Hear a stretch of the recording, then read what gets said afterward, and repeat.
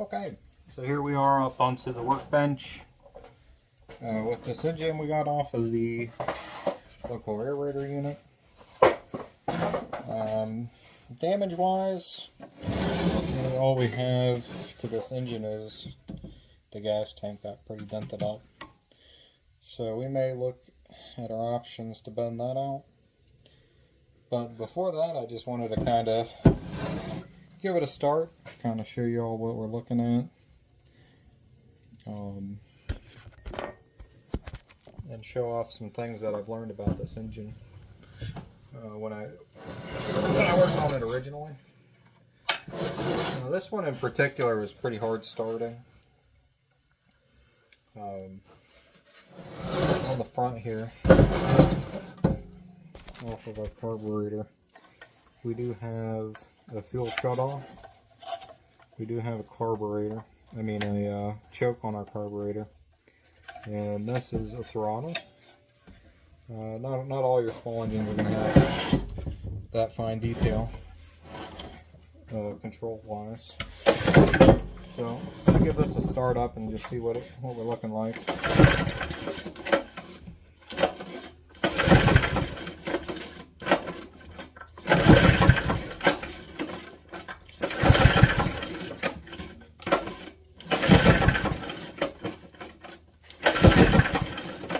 Alright, so this unit, when I started it cold, it always was really hard starting. Not exactly sure the reason behind that. I don't know exactly where my starting fluid is. I might have some up there, but what we'll do for now is just use a little bit of brake cleaner on the air filter here, and that'll be more than sufficient to help me get my spark started. While the gas tank was damaged, it still did have a bit of gas in there. One thing with these small engines I forget a lot is making sure my switch is on, which it was just a second ago, but that's always a good check.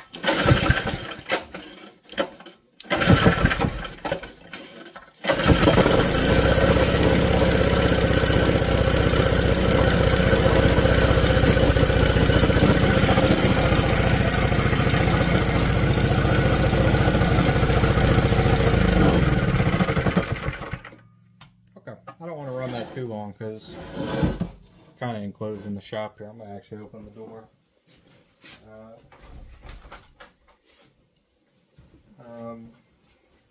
But obviously, anytime you're working on this kind of stuff, you want to make sure you have good ventilation, because carbon monoxide poisoning is a real concern.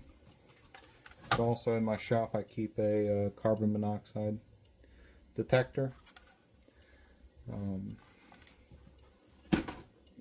But obviously the best protection is prevention on that. Okay, so one thing right here, I use this brake cleaner to help start this engine off. It is hard starting. I'm not exactly sure why, but this has just been my experience with this piece of equipment. Typically when I do get it started up, though, it'll start fairly easy.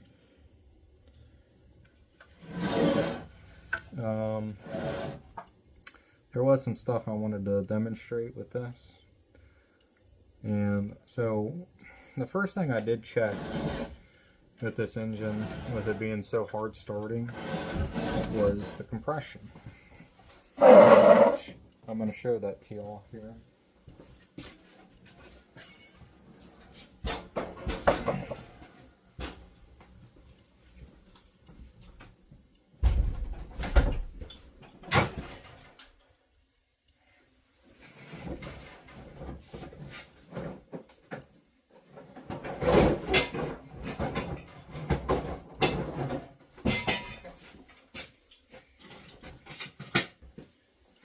Alright, so right here I have the Harbor Freight Pittsburgh 8-piece compression tester. pretty straightforward stuff.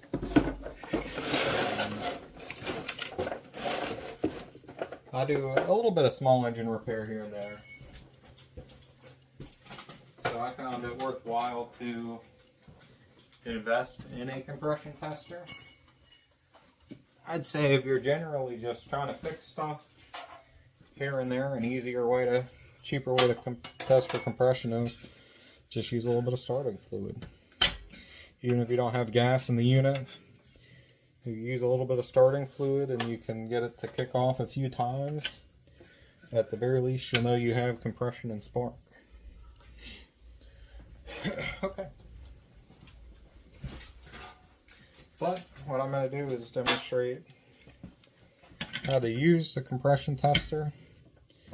So, as we all are probably aware if you're watching this video, is an engine needs three things.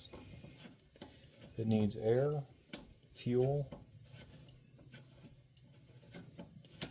I guess four things, sparks and compression. And that's true for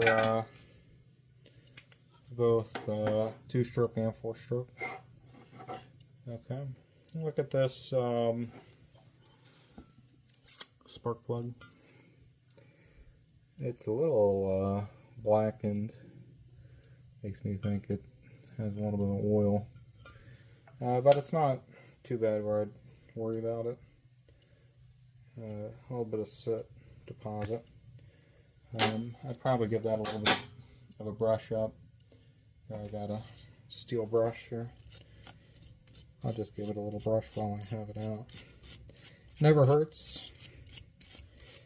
It just takes a second if you have the unit right there. Okay. So I have that out. What I'm going to do is, in my compression tester kit, what we have is a hose, a gauge. This gauge just has a air compressor fitting, quick disconnect. And on the other end of the hose, we need to fit one of these spark plug-ins. So what I'm going to do is find one of these adapters that most closely matches the thread pitch. You can kind of see there they pretty much line up. So what I'll do is thread that onto my tester gauge. And then that hole, I'll let you show you. Okay, that hole, I should have cleaned it out a little better, but that hole where the spark plug came out, I'm going to thread this gauge into there, and then I'll show you what to do next. Okay, so I'm going to take this gauge, thread it in there. I mean, you don't have to be super tight, just get it snug, because it does have gaskets, rubber gaskets, which help a lot, versus, you know, spark plug just kind of has a crush washer type fitting on there. Okay, what I'm going to do is try to orient this. So this does have a little pressure release. We'll deal with that once we build pressure. Okay. So you can see the gauge there. I'm going to pull the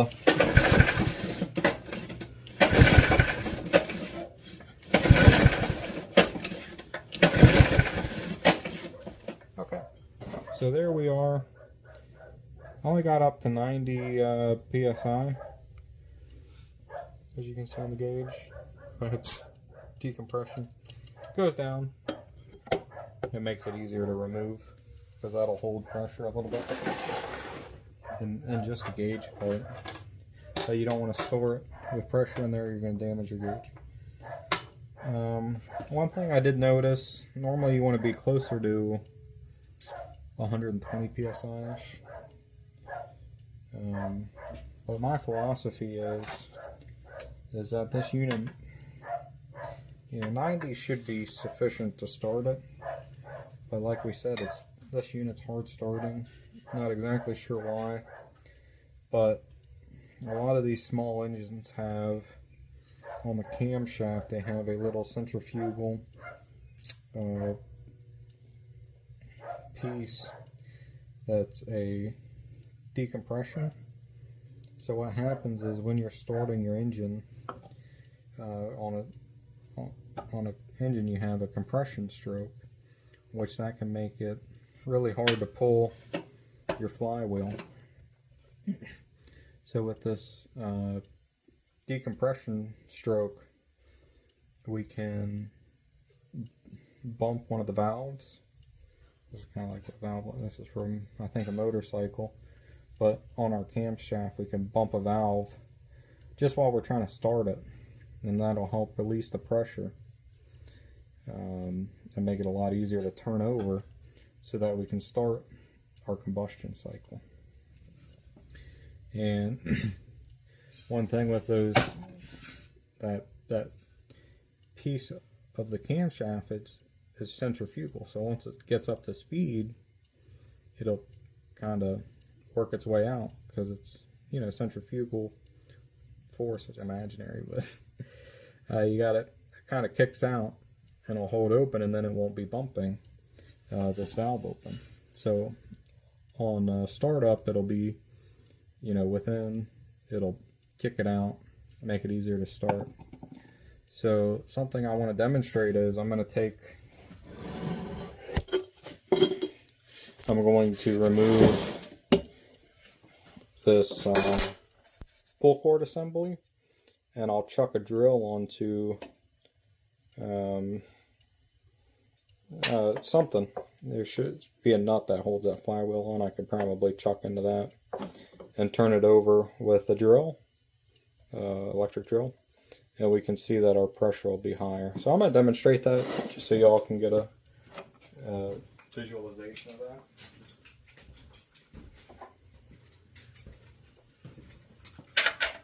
Okay, obviously, 10 millimeter.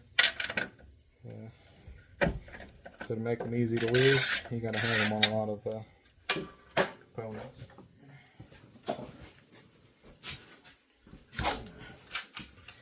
I'm going to switch over my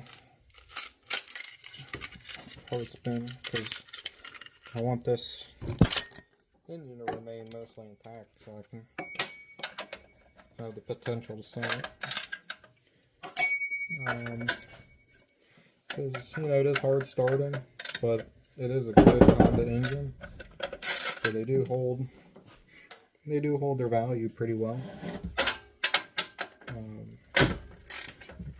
This size, you could put it into a comparable unit, or maybe even a pressure washer or something. It'll probably work pretty well.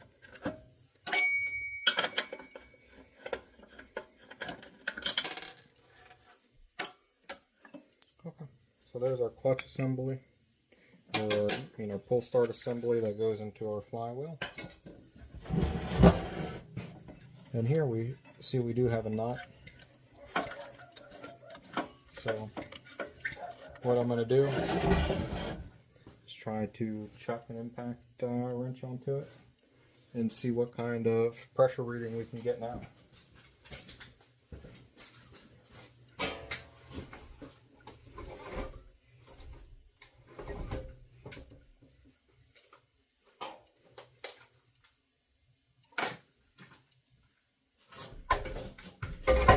Alright, I'm still here, guys. Just get my tools in order to do this.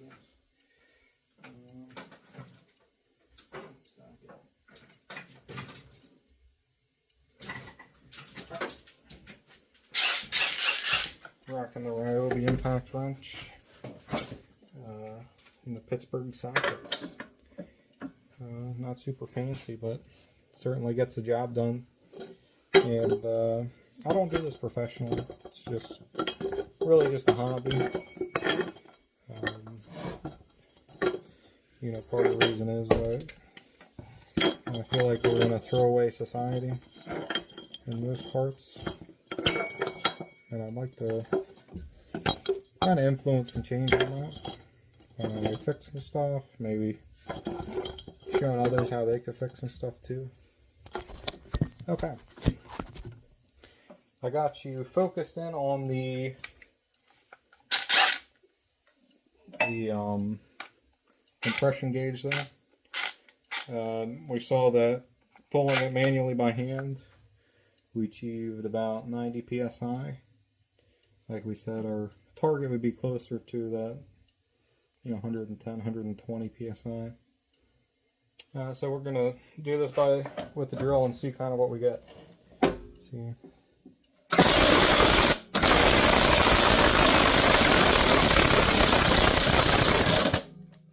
Oops. That got pushed over, but as you see, we hit a little over 120 psi, which is good. That's where we want to be. So on that front, I'd say this engine's good. Which makes me a little unsure why it's so hard starting from cold. If anyone has any input on that, I'd appreciate your feedback. Put it in the comments. I'm certainly not a professional. I'm able to do enough to fix my stuff, and I have a fun time doing it.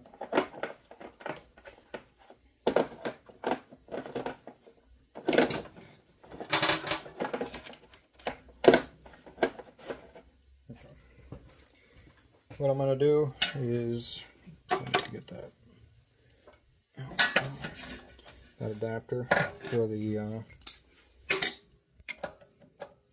compression tester hose came loose from the hose, but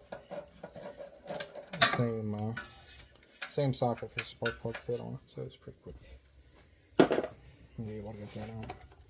I'm going to reinstall the original spark plug.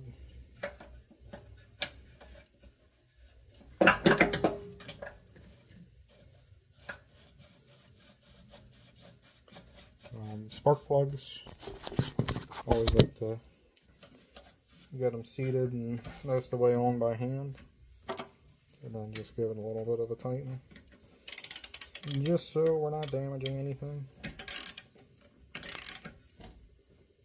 Okay. And then here's my spark plug boot. I'm going to put that back on. One thing I didn't mention is when you're taking those off, you want to be careful that you're not messing up your stuff. If you yank them too hard is what I mean. You can easily damage that spark plug boot and rip it off. I'm a scout leader, and I bought a my fault. I bought a Chinese no-name plug hole or post hole digger for Boy Scout troop, because we do pretty big construction projects, and they were fiddling with it, and they ended up pulling that wire out of the spark plug boot, and we tried fixing it, and it was really intermittent past that point. And obviously we're Chinese equipment, and I couldn't find a new ignition coil assembly to replace that, so that unit was pretty much done for at that point. Simple thing that could have been repaired. That's why it's good to buy some mainstream parts and components, in my opinion. Like the Honda, it's relatively easy to find the parts for it. Even if you went with the cheaper Predator option, they've just become so prolific that you're going to find the parts for it. Okay.